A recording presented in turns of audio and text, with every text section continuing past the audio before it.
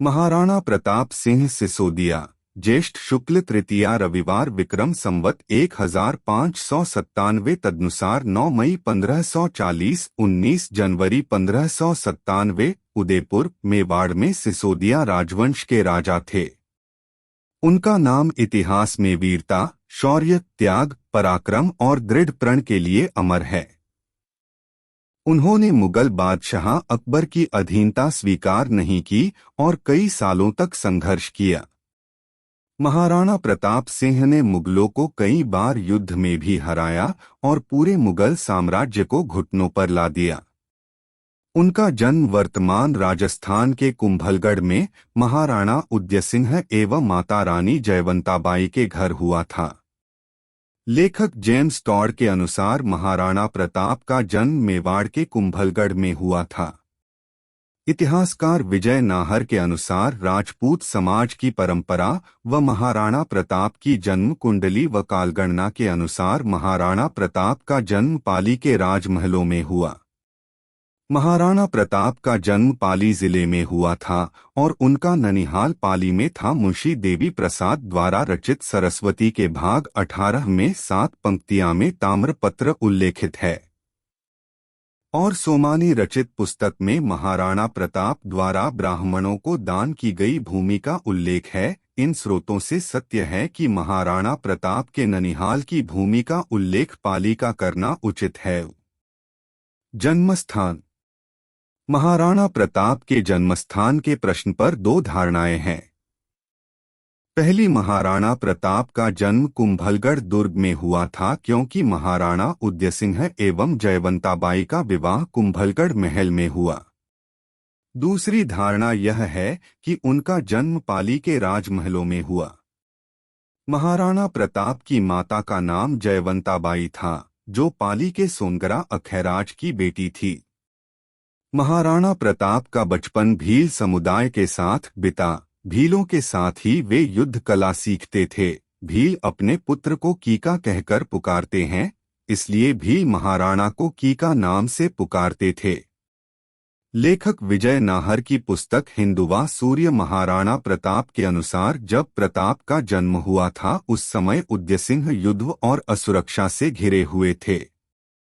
कुंभलगढ़ किसी तरह से सुरक्षित नहीं था। जोधपुर के शक्तिशाली राठौड़ी राजा राजा मालदेव उन दिनों उत्तर भारत में सबसे शक्ति संपन्न थे एवं जयवंताबाई के पिता एवं पाली के शासक सोनगरा अखेराज मालदेव का एक विश्वसनीय सामंत एवं सेनानायक था। इस कारण पाली और मारवाड़ हर तरह से सुरक्षित था और रणबंका राठौड़ों की कमध्वज सेना के सामने अकबर की शक्ति बहुत कम थी। आठ जयवंताबाई को पाली भेजा गया। विसन ज्येष्ठ शुक्ला तृतीया सन 1597 को प्रताप का जन्म पाली मारवाड़ में हुआ। प्रताप के जन्म का शुभ समाचार मिलते ही उदयसिंह की सेना ने प्रयाण प्रारंभ कर दिया और मावली युद्ध में बनवीर के विरुद्ध विजय श्री प्राप्त कर चित्तौड़ के सिंहासन पर अपना अधिकार कर लिया। भारतीय प्रशासनिक सेवा से सेवानिवृत्त अधिकारी देवेंद्र सिंह शक्तावत की पुस्तक महाराणा प्रताप के प्रमुख सहयोगी के अनुसार महाराणा प्रताप का जन्मस्थान महाराव के गढ़ के अवशेष जूनी कचहरी पाली में विद्यमान है। यहाँ सोनागरों की कुलदेवी नागनाची का मंदिर आज भी सुरक्षित है। पुस्तक के अनुसार पुरानी परंपराओं के अनुसार लड़की का पहला पुत्र अपने पीहर में होता है। इतिहासकार अर्जुन सिंह शेखावत के अनुसार महाराणा प्रताप की जन्मपत्रिका पुरानी दिनमान पद्धति से अर्धरात्रि 12/17 से 12/57 के मध्य जन्मसमय से बनी हुई है। 5/51 पलमा पर बनी सूर्योदय 0/0 पर स्पष्ट सूर्य का मालूम होना जरूरी है, इससे जन्मकाली इष्ट आ जाती है। यह कुंडली चित्तौड़ या मेवाड़ के किसी स्थान में हुई होती तो प्रातः स्पष्ट सूर्य का राशि अंश कला विकला अलग होती। पंडित द्वारा स्थान कालगणना पुरानी पद्धति से बनी प्रातः सूर्योदय राशि कला विकला पाली के समान है। डॉ हुकम सिंह भाटी की पुस्तक सोनगरा सांचोरा चौहानों का इतिहास 1987 एवं इतिहासकार मुहता नैन्सी की पुस्तक ख्यात मारवाड़ रापरगनारी विगत में भी स्पष्ट है। पाली के सुविख्यात ठाकुर अखेराज सोनगरा की कन्या जयवंताबाई ने सन 1597 ज्येष्ठ सुदी 3 रविवार को सूर्योदय से 47 घड़ी 13 पल गए एक ऐसे देदीप्यमान बालक को जन्म दिया। धन्य है पाली की यह धरा जिसने प्रताप जैसे रत्न को जन्म दिया। जीवन राणा उदयसिंह के दूसरी रानी धीरबाई, जिसे राज्य के इतिहास में रानी भटियाणी के नाम से जाना जाता है, यह अपने पुत्र कुंवर जगमाल को मेवाड़ का उत्तराधिकारी बनाना चाहती थी। वर्टिकल बार प्रताप के उत्तराधिकारी होने पर इसके विरोध स्वरूप जगमाल अकबर के खेमे में चला जाता है। महाराणा प्रताप का प्रथम राज्याभिषेक में 28 फरवरी 1572 में गोगुंदा में हुआ था, लेकिन विधि विधान स्वरूप राणा प्रताप का द्वितीय राज्याभिषेक 1572 में ही कुंभलगढ़ दुर्ग में हुआ। दूसरे राज्याभिषेक में जोधपुर का राठौर शासक राव चंद्रसेन भी उपस्थित थे। राणा प्रताप ने अपने जीवन में कुल 11 शादियां की थी। उनकी पत्नियों और उनसे प्राप्त उनके पुत्रों पुत्रियों के नाम हैं महारानी अजबदे पंवार, अमर सिंह और भगवान दास, अमरबाई राठौर नत्था, शहमती बाई हाड़ा पुरा, अलमदेबाई चौहान जसवंत सिंह, रत्नावती बाई परमार माल गज लिंगो, लखाबाई रायभाना, जसोबाई चौहान कल्याणदास, चंपाबाई जंथी कल्ला सनवाल दास और दुर्जन सिंह, सोलंखिनीपुर बाई साशा और गोपाल, फूलबाई राठौर चंदा और शिखा, खीचर आशाबाई हत्थी और राम सिंह।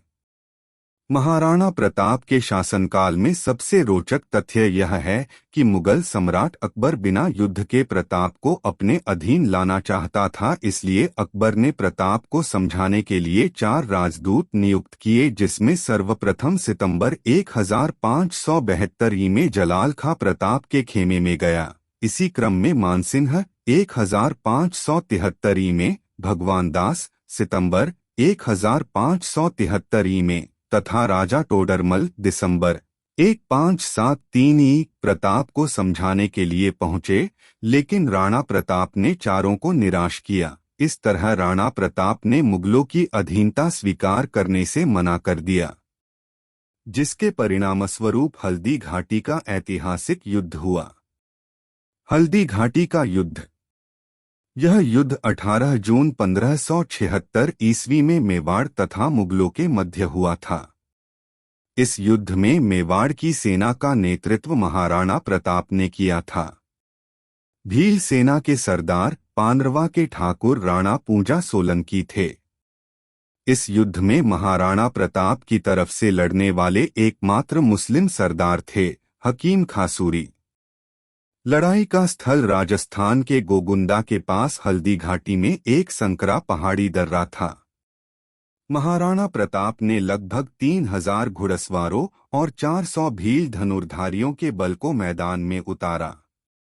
मुगलों का नेतृत्व आमेर के राजा मान सिंह ने किया था, जिन्होंने लगभग 5000 से 10,000 लोगों की सेना की कमान संभाली थी।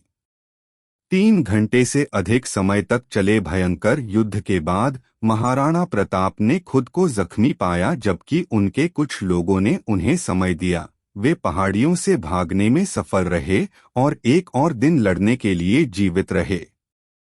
मेवाड़ के हताहतों की संख्या लगभग 1600 पुरुषों की थी। मुगल सेना ने 3500 से 7800 लोगों को खो दिया, जिसमें 350 अन्य घायल हो गए। इस युद्ध में मेवाड़ के महाराणा प्रताप विजय हुए थे। जैसे ही साम्राज्य का ध्यान कहीं और स्थानांतरित हुआ, प्रताप और उनकी सेना बाहर आ गई और अपने प्रभुत्व के पश्चिमी क्षेत्रों को हटा लिया। इस युद्ध में मुगल सेना का नेतृत्व मानसिंह तथा आसफ खां ने किया। इस युद्ध का आंखों देखा वर्णन अब्दुल कादिर बदायूनी ने किया। इस युद्ध को आसफ खां ने अप्रत्यक्ष रूप से जिहाद की संज्ञा दी। इस युद्ध में बींदा के झालामान ने अपने प्राणों का बलिदान करके महाराणा प्रताप के जीवन की रक्षा की। वहीं ग्वालियर नरेश राजा रामशाह तोमर भी अपने 3 पुत्रों कुंवर शालिवाहन, कुंवर भवानी सिंह, कुंवर प्रताप सिंह और पौत्र बलभद्र सिंह एवं सैकड़ों वीर तोमर राजपूत योद्धाओं समेत चिरनिद्रा में सो गया। शत्रु सेना से घिर चुके महाराणा प्रताप को झाला मानसिंह ने आपने प्राण देकर बचाया और महाराणा को युद्ध भूमि छोड़ने के लिए बोला। शक्ति सिंह ने अपना अश्व देकर महाराणा को बचाया। प्रिय अश्वचेतक की भी मृत्यु हुई।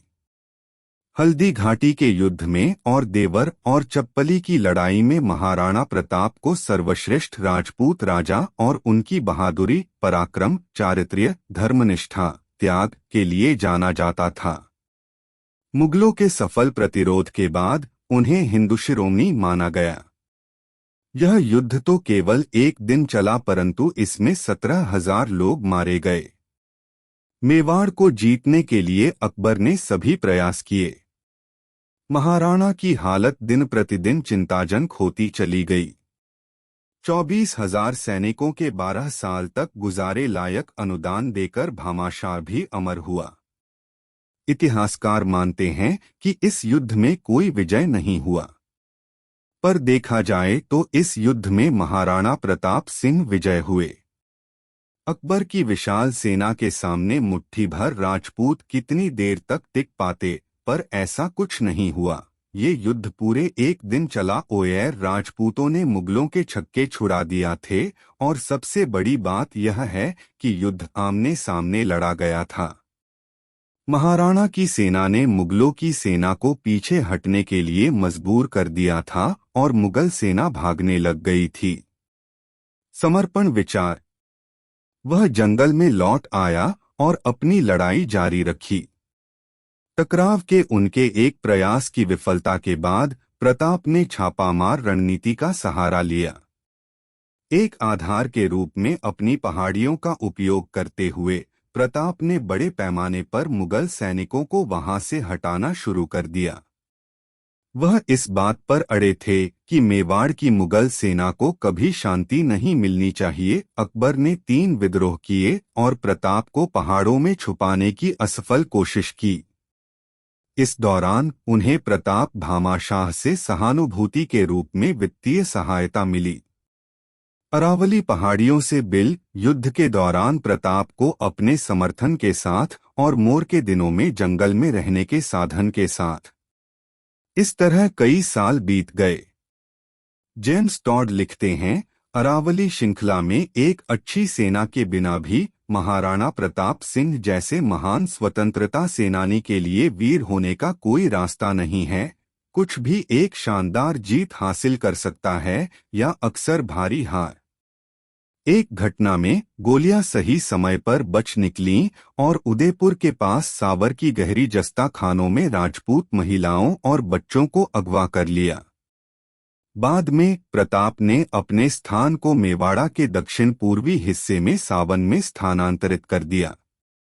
मुगल खोज लहर के बाद सभी निर्वासित जंगल में वर्षों से रहते थे, जंगली जामुन खाते थे, शिकार करते थे और मछली पकड़ते थे। किंवदंती के अनुसार प्रताप एक कठिन समय था जब गोलियां सही समय पर भाग गईं और उदयपुरा के पास सावर की गहरी जस्ता खानों के माध्यम से राजपूत महिलाओं और बच्चों का अपहरण कर लिया। बाद में प्रताप ने अपने स्थान को मेवाड़ के दक्षिण पूर्वी भाग चावंड में स्थानांतरित कर दिया। मुगल खोज लहर के बाद सभी निर्वासित जंगल में वर्षों से रहते थे, जंगली जामुन खाते थे, शिकार करते थे और मछली पकड़ते थे। किंवदंती के अनुसार प्रताप एक कठिन समय था जब गोलियां सही समय पर भाग गईं और उदयपुरा के पास सावर की गहरी जस्ता खानों के माध्यम से राजपूत महिलाओं और बच्चों का अपहरण कर लिया। बाद में प्रताप ने अपने स्थान को मेवाड़ के दक्षिण पूर्वी भाग चावंड में स्थानांतरित कर दिया। मुगल खोज लहर के बाद सभी निर्वासित जंगल में वर्षों से रहते थे, जंगली जामुन खाते थे, शिकार करते थे और मछली पकड़ते थे। किंवदंती के अनुसार प्रताप कठिन समय था। सभी निर्वासित लोग कई सालों तक तलहटी में रहते थे, जंगली जामुन खाते थे, शिकार करते थे और मछली पकड़ते थे। किंवदंती के अनुसार प्रताप कठिन समय बिता रहे थे। सभी निर्वासित लोग कई वर्षों तक जंगली जामुन के साथ तोपों में रहते थे और शिकार करते थे और मछली पकड़ते थे। किंवदंती के अनुसार प्रताप को घास के बीज से बनी चपाती खाने का कठिन समय था। पृथ्वीराज राठौर का पत्र। जब निर्वासन वास्तव में भूख से मर रहे थे तो उन्होंने प्रताप अकबर को एक पत्र लिखा जिसमें कहा गया था कि वह शांति समझौते के लिए तैयार हैं। प्रताप के प्रमुख, उनकी मां की बहन का बच्चा पृथ्वीराज राठौर, जो अकबर की मंडली के सदस्यों में से एक थे, ने यह कहा, हिंदुओं की मान्यताएं हिंदू सूर्य के उदय पर आधारित हैं, लेकिन राणा ने उन्हें छोड़ दिया है। लेकिन वह प्रताप के लिए है। सब कुछ उसी स्तर पर अकबर द्वारा माना जाएगा, क्योंकि हमारे प्रमुखों ने अपना साहस खो दिया है और हमारी महिलाओं ने अपना मूल्य खो दिया है।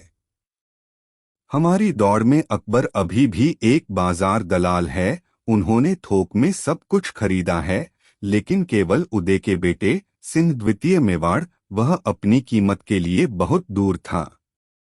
राजपूत ने नौरोकॉफ का कितना सम्मान किया, फिर भी कितने लोग इसे वस्तु विनिमय मानते हैं। क्या चित्तूर आएगा इस बाजार में? प्रताप सिंह, प्यार से पट्टा के रूप में जाना जाता है, ने अपना धन युद्ध की रणनीति के लिए और बटालियनों में खर्च किया, हालांकि उन्होंने इस खजाने को संरक्षित किया। दुख ने मनुष्य को इस बाजार में धकेल दिया और उन्होंने अपने आत्मसम्मान को पीड़ित होते देखा। केवल हम्मीर, महाराणा हम्मीर के वंशज ही ऐसे अपराध से सुरक्षित थे। दुनिया पूछ सकती है कि प्रताप के लिए अप्रत्यक्ष मदद कहां से आई। कहीं से भी नहीं, बल्कि उनकी मर्दानगी और तलवार से। मानव बाजार का दलाल अकबर एक दिन जरूर इस दुनिया को छोड़ने जा रहा है। वह हमेशा के लिए नहीं रहने वाला है। फिर क्या हमारी दौड़ प्रताप तक आने वाली है, जो अमानवीय भूमि में राजपूत बीज बोने जा रहे हैं? उनके अनुसार हर कोई इसे संरक्षित करना चाहता है और इसकी पवित्रता को पुनर्जीवित और रोशन करना है। यह विश्वसनीय नहीं होगा यदि प्रताप अकबर को सम्राट कहा जाता था, जैसा कि सूरज किसी तरह से तेज दिशा में उगता है। मुझे कहाँ खड़ा होना चाहिए? मेरी गर्दन के चारों ओर अपनी तलवार रख दिया, या गर्व से ले जाने के लिए कहते हैं कि कहाँ यह विश्वसनीय नहीं होगा यदि प्रताप अकबर को सम्राट कहा जाता था, जैसा कि सूरज किसी तरह से तेज दिशा में उगता है। मुझे कहाँ खड़ा होना चाहिए? मेरी गर्दन के चारों ओर अपनी तलवार रख दिया, या गर्व से ले जाने के लिए कहते हैं कि कहाँ यह विश्वसनीय नहीं होगा यदि प्रताप अकबर को सम्राट कहा जाता था, जैसा कि सूरज किसी तरह से तेज दिशा में उगता है। मुझे कहाँ खड़ा होना चाहिए? मेरी गर्दन के चारों ओर अपनी तलवार रख दिया, या गर्व से ले जाना कहते हैं कि इस प्रकार प्रताप ने उसे उत्तर दिया, मेरे भगवान एकलिंग। प्रताप को केवल तुर्की सम्राट कहा जाता है। तुर्की शब्द कई भारतीय भाषाओं में एक अपमानजनक शब्द है और सूर्य निश्चित रूप से पूर्व में दिखाई देगा। जब तक प्रताप की तलवार मुगलों के सिर पर घूमती है, तब तक आप अपना गौरव सहन कर सकते हैं। जहां तक सांगा के खून का सवाल है, अगर आप अकबर के बारे में धैर्य रखना चाहते हैं, आपने इस शब्द युद्ध में सुधार किया होगा। इस प्रकार संधि हस्ताक्षरित रही। दिवेर छापली का युद्ध। राजस्थान के इतिहास 1582 में दिवेर का युद्ध एक महत्वपूर्ण युद्ध माना जाता है, क्योंकि इस युद्ध में राणा प्रताप के खोए हुए राज्यों की पुनः प्राप्ति हुई। इसके पश्चात राणा प्रताप व मुगलों के बीच एक लंबा संघर्ष युद्ध के रूप में घटित हुआ, जिसके कारण कर्नल जेम्स टाड ने इस युद्ध को मेवाड़ का मैराथन कहा है। मेवाड़ के उत्तरी छोर का दिवेर का नाका अन्य नाकों से विलक्षण है। इसकी स्थिति मदारिया और कुंभलगढ़ की पर्वत श्रेणी के बीच है।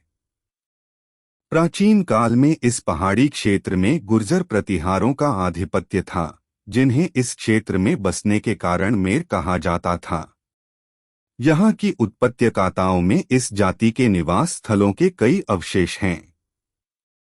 मध्यकालीन युग में देवड़ा जाति के राजपूत यहाँ प्रभावशील हो गए, जिनकी बस्तियां आसपास के उपजाऊ भागों में बस गई और वे उदयपुर के निकट भीतरी गिरवा तक प्रसारित हो गई। चीकली के पहाड़ी भागों में आज भी देवड़ा राजपूत बड़ी संख्या में बसे हुए हैं। देवड़ाओं के पश्चात यहाँ रावत शाखा के राजपूत बस गए। इन विभिन्न समुदायों के दिवेर में बसने के कई कारण थे। प्रथम तो दिवेर का एक सामरिक महत्व रहा है, जो समुदाय शौर्य के लिए प्रसिद्ध रहे हैं। वे उत्तरोत्तर अपने पराक्रम के कारण यहाँ बसते रहे और एक दूसरे पर प्रभाव स्थापित करते रहे। दूसरा महत्वपूर्ण कारण यह रहा कि इसकी स्थिति ऐसे मार्गों पर है जहाँ से मारवाड़, मालवा, गुजरात, अजमेर के आदान प्रदान की सुविधा रही है।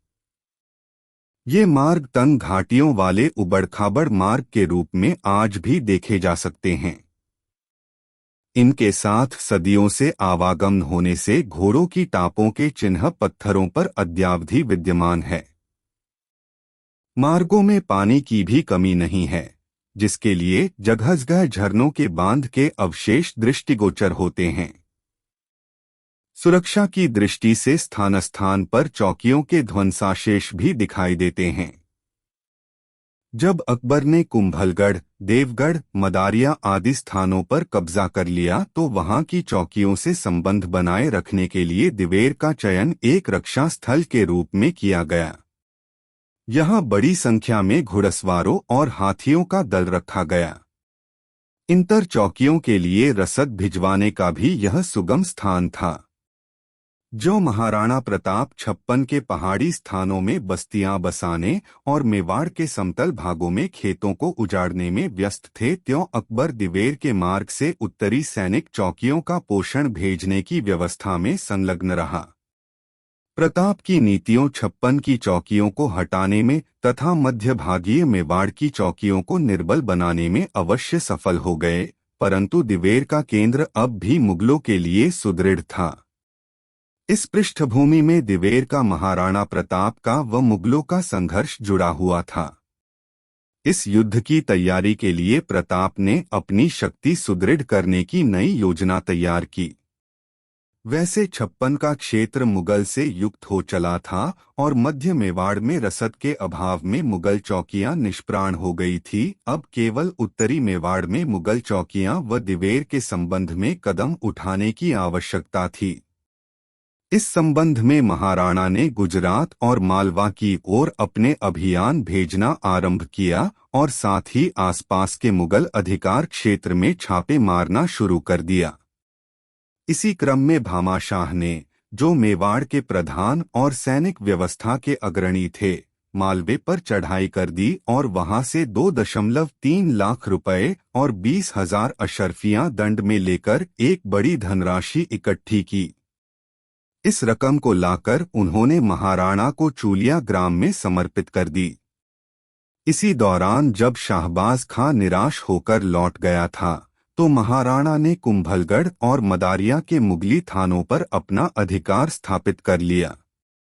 इन दोनों स्थानों पर महाराणा का अधिकार होना दिवेर पर कब्जा करने की योजना का संकेत था। अतएव इस दिशा में सफलता प्राप्त करने के लिए नई सेना का संगठन किया गया। जगह जगह रसद और हथियार इकट्ठे किए गए। सैनिकों को धन और सुविधाएं उपलब्ध कराई गई। सिरोही, ईडर, जालोर के सहयोगियों का उत्साह परिवर्धित कराया गया। ये सभी प्रबंध गुप्त रीति से होते रहे। मुगलों को यह भ्रम हो गया कि प्रताप मेवाड़ छोड़कर अन्यत्र जा रहे हैं। ऐसे भ्रम के वातावरण से बची हुई मुगल चौकियों के सैनिक बेखटके रहने लगे। जब सब प्रकार की तैयारी हो गई तो महाराणा प्रताप को अमरसिंह, भामाशाह, चुंडावत, शक्तावत, सोलंकी, पड़िहार, रावत शाखा के राजपूत और अन्य राजपूत सरदार दिवेर की ओर दल बल के साथ चल पड़े। दिवेर जाने के अन्य मार्गों व घाटियों में भीलों की टोलियां बिठा दी गई, जिससे मेवाड़ में अन्यत्र बची हुई सैनिक चौकियों का दिवेर से कोई संबंध स्थापित न हो सके। अचानक महाराणा की फौज दिवेर पहुंची तो मुगल दल में भगदड़ मच गई। मुगल सैनिक घाटी छोड़कर मैदानी भाग की तलाश में उत्तर के दर्रे से भागने लगे।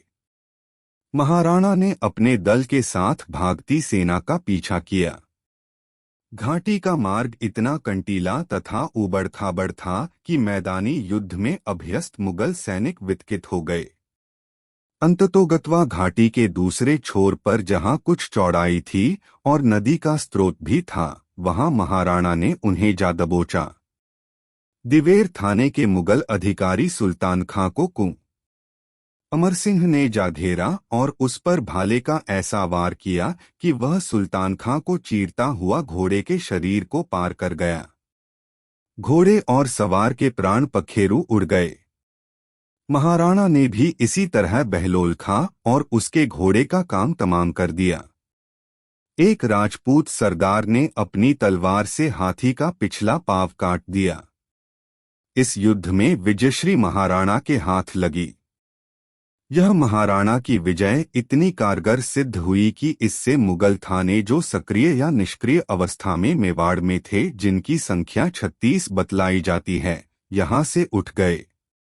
शाही सेना जो यत्रतत्र कैदियों की तरह पड़ी हुई थी, लड़ती भिड़ती भूखे मरते उल्टे पांव मुगल इलाकों की तरफ भाग खड़ी हुई। यहाँ तक कि 1585 के आगे अकबर भी उत्तर पश्चिम की समस्या के कारण मेवाड़ के प्रति उदासीन हो गया, जिससे महाराणा को अब चावंड में नवीन राजधानी बनाकर लोकहित में जुटने का अच्छा अवसर मिला। दिवेर की विजय महाराणा के जीवन का एक उज्ज्वल कीर्तिमान है। जहां हल्दी घाटी का युद्ध नैतिक विजय और परीक्षण का युद्ध था, वहां दिवेर छापली का युद्ध एक निर्णायक युद्ध बना। इसी विजय के फलस्वरूप संपूर्ण मेवाड़ पर महाराणा का अधिकार स्थापित हो गया। एक अर्थ में हल्दी घाटी का युद्ध में राजपूतों ने रक्त का बदला दिवेर में चुकाया। दिवेर की विजय ने यह प्रमाणित कर दिया कि महाराणा का शौर्य, संकल्प और वंश गौरव अकाट्य और अमिट है। इस युद्ध ने यह भी स्पष्ट कर दिया कि महाराणा के त्याग और बलिदान की भावना के नैतिक बल ने सत्तावादी नीति को परास्त किया। कर्नल टाड ने जहां हल्दी घाटी को थर्मोपाली कहा है, वहां के युद्ध को मेरोथान की संज्ञा दी है। जिस प्रकार एथेंस जैसी छोटी इकाई ने फारस की बलवती शक्ति को मेरोथन में पराजित किया था, उसी प्रकार मेवाड़ जैसे छोटे राज्य ने मुगल राज्य के वृहद सैन्यबल को दिवेर में परास्त किया। महाराणा की दिवेर विजय की दास्तान सर्वदा हमारे देश की प्रेरणा स्रोत बनी रहेगी। सफलता और अवसान। 1579 से 1585 तक पूर्वी उत्तर प्रदेश, बंगाल, बिहार और गुजरात के मुगल अधिकृत प्रदेशों में विद्रोह होने लगे थे और महाराणा भी एक के बाद एक गढ़ जीतते जा रहे थे। परिणामस्वरूप अकबर उस विद्रोह को दबाने में उलझा रहा और मेवाड़ पर से मुगलों का दबाव कम हो गया। इस बात का लाभ उठाकर महाराणा ने 1585 में मेवाड़ मुक्ति प्रयत्नों को और भी तेज कर दिया। महाराणा जी की सेना ने मुगल चौकियों पर आक्रमण शुरू कर दिए और तुरंत ही उदयपुर समेत 36 महत्वपूर्ण स्थान पर फिर से महाराणा का अधिकार स्थापित हो गया। महाराणा प्रताप ने जिस समय सिंहासन ग्रहण किया, उस समय जितने मेवाड़ की भूमि पर उनका अधिकार था, पूर्ण रूप से उतने ही भूमि भाग पर अब उनकी सत्ता फिर से स्थापित हो गई थी। 12 वर्ष के संघर्ष के बाद भी अकबर उसमें कोई परिवर्तन न कर सका। और इस तरह महाराणा प्रताप समय की लंबी अवधि के संघर्ष के बाद मेवाड़ को मुक्त करने में सफल रहे और ये समय मेवाड़ के लिए एक स्वर्ण युग साबित हुआ। मेवाड़ पर लगा हुआ अकबर ग्रहण का अंत 1585 में हुआ। उसके बाद महाराणा प्रताप उनके राज्य की सुख सुविधा में जुट गए, परंतु दुर्भाग्य से उसके 11 वर्ष के बाद ही 19 जनवरी 1597 में अपनी नई राजधानी चावंड में उनकी मृत्यु हो गई। महाराणा प्रताप सिंह के डर से अकबर अपनी राजधानी लाहौर लेकर चला गया और महाराणा के स्वर्ग सिधारने के बाद आगरा ले आया। एक सच्चे राजपूत, शूरवीर, देशभक्त, योद्धा, मातृभूमि के रखवाले के रूप में महाराणा प्रताप दुनिया में सदैव के लिए अमर हो गए। मृत्यु पर अकबर की प्रतिक्रिया। अकबर महाराणा प्रताप का सबसे बड़ा शत्रु था, पर उनकी यह लड़ाई कोई व्यक्तिगत द्वेष का परिणाम नहीं थी, बल्कि अपने सिद्धांतों और मूल्यों की लड़ाई थी। एक वह था जो अपने क्रूर साम्राज्य का विस्तार करना चाहता था, जबकि एक तरफ महाराणा प्रताप जी थे जो अपनी भारत मातृभूमि की स्वाधीनता के लिए संघर्ष कर रहे थे। महाराणा प्रताप की मृत्यु पर अकबर को बहुत ही दुख हुआ, क्योंकि हृदय से वो महाराणा प्रताप के गुणों का प्रशंसक था और अकबर जानता था कि महाराणा प्रताप जैसा वीर कोई नहीं है इस धरती पर। यह समाचार सुन अकबर रहस्यमय तरीके से मौन हो गया और उसकी आंख में आंसू आ गए। महाराणा प्रताप के स्वर्गावसान के समय अकबर लाहौर में था और वहीं उसे सूचना मिली कि महाराणा प्रताप की मृत्यु हो गई है। अकबर की उस समय की मनोदशा पर अकबर के दरबारी दुर्सा आढ़ा ने राजस्थानी छंद में जो विवरण लिखा वो कुछ इस तरह है। हे गहलोत राणा प्रताप सिंह, तेरी मृत्यु पर शाह यानी सम्राट ने दांतों के बीच जीभ दबाई और निश्वास के साथ आंसू टपकाए, क्योंकि तूने कभी भी अपने घोड़ों पर मुगलिया दाग नहीं लगने दिया। तूने अपनी पगड़ी को किसी के आगे झुकाया नहीं। हालांकि तू अपना आड़ा यानी यश या राज्य तो गवा गया, लेकिन फिर भी तू अपने राज्य के धुरे को बाएं कंधे से ही चलाता रहा। तेरी रानियां कभी नवरोजों में नहीं गईं और ना ही तू खुद आस्तो यानी बादशाही डेरों में गया। तू कभी शाही झरोखे के नीचे नहीं खड़ा रहा और तेरा रौब दुनिया पर निरंतर बना रहा। इसलिए मैं कहता हूं कि तू सब तरह से जीत गया और बादशाह हार गया। अपनी मातृभूमि की स्वाधीनता के लिए अपना पूरा जीवन का बलिदान कर देने वाले ऐसे वीर शिरोमणि महाराणा प्रताप और उनके स्वामिभक्त अश्वचेतक को शत शत कोटि कोटि प्रणाम। कुछ महत्वपूर्ण तथ्य। इतिहासकार विजय नाहर की पुस्तक हिंदुवा सूर्य महाराणा प्रताप के अनुसार कुछ तथ्य उजागर हुए। 1. महाराणा उदय सिंह ने युद्ध की नई पद्धति छापामार युद्ध प्रणाली इजाद की। वे स्वयं तो इसका प्रयोग नहीं कर सके, परंतु महाराणा प्रताप, महाराणा राज सिंह एवं छत्रपति शिवाजी महाराज ने इसका सफल प्रयोग करते हुए मुगलों पर सफलता प्राप्त की। 2. महाराणा प्रताप मुगल सम्राट अकबर से नहीं हारे, उसे एवं उसके सेनापतियों को धूल चटाई। हल्दी घाटी के युद्ध में प्रताप जीते। महाराणा प्रताप के विरुद्ध हल्दी घाटी में पराजित होने के बाद स्वयं अकबर ने जून से दिसंबर 1576 तक 3 बार विशाल सेना के साथ महाराणा पर आक्रमण किए, परंतु महाराणा को खोज नहीं पाए, बल्कि महाराणा के जाल में फंसकर पानी भोजन के अभाव में सेना का विनाश करवा बैठे। थक हार कर अकबर बांसवाड़ा होकर मालवा चला गया।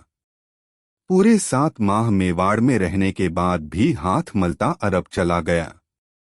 शाहबाज खान के नेतृत्व में महाराणा के विरुद्ध 3 बार सेना भेजी गई, परंतु असफल रहा। उसके बाद अब्दुल रहीम खान खाना के नेतृत्व में महाराणा के विरुद्ध सेना भिजवाई गई और पीट पिटाकर लौट गया। 9 वर्ष तक निरंतर अकबर पूरी शक्ति से महाराणा के विरुद्ध आक्रमण करता रहा, नुकसान उठाता रहा। अंत में थक हार कर उसने मेवाड़ की ओर देखना ही छोड़ दिया। 3 ऐसा कुअवसर प्रताप के जीवन में कभी नहीं आया कि उन्हें घास की रोटी खानी पड़ी, अकबर को संधि के लिए पत्र लिखना पड़ा हो। इन्हीं दिनों महाराणा प्रताप ने सुंगा पहाड़ पर एक बावड़ी का निर्माण करवाया और सुंदर बगीचा लगवाया। वर्टिकल बार महाराणा की सेना में 1 राजा, 3 राव, 7 रावत, 15,000 अश्वरोही, 100 हाथी, 20,000 पैदल और 100 वाजित्र थे। इतनी बड़ी सेना को खाद्य सहित सभी व्यवस्थाएं महाराणा प्रताप करते थे। फिर ऐसी घटना कैसे हो सकती है कि महाराणा के परिवार को घास की रोटी खानी पड़ी? अपने उत्तरार्ध के 12 वर्ष संपूर्ण मेवाड़ पर सुशासन स्थापित करते हुए उन्नत जीवन दिया। 4 पृथ्वीराज राठौड़ अकबर के दरबारी कवि होते हुए भी महाराणा प्रताप के महान प्रशंसक थे।